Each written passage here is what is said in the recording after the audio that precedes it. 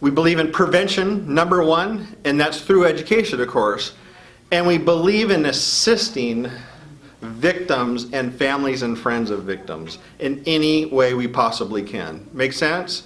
So that's why we take this training a lot more seriously, and we do go far beyond just the minimum requirements for this. So as I promised, that there's some intense things in this training, correct?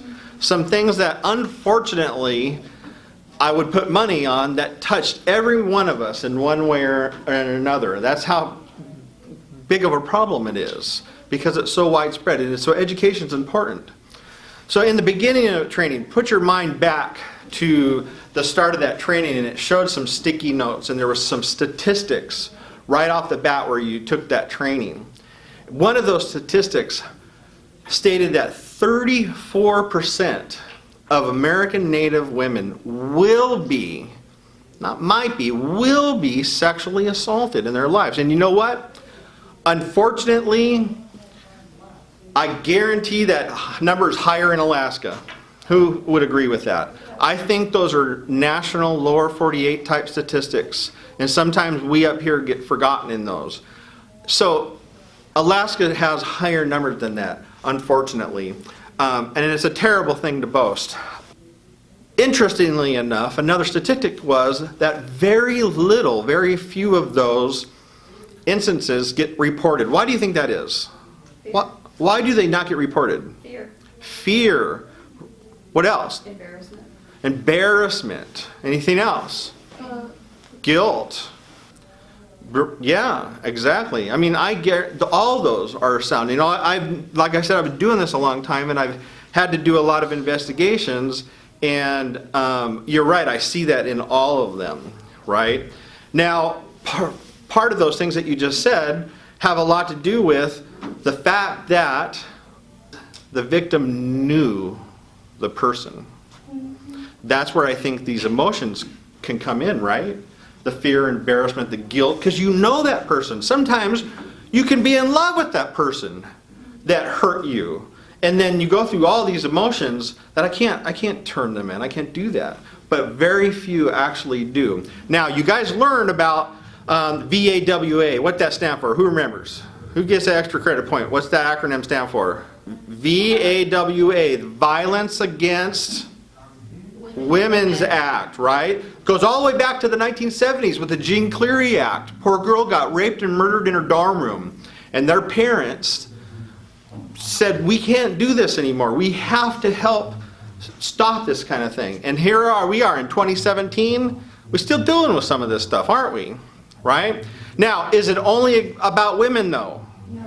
No. Men can be sexually assaulted as well, can't they? Matter of fact, 1 out of 7. They're starting to think.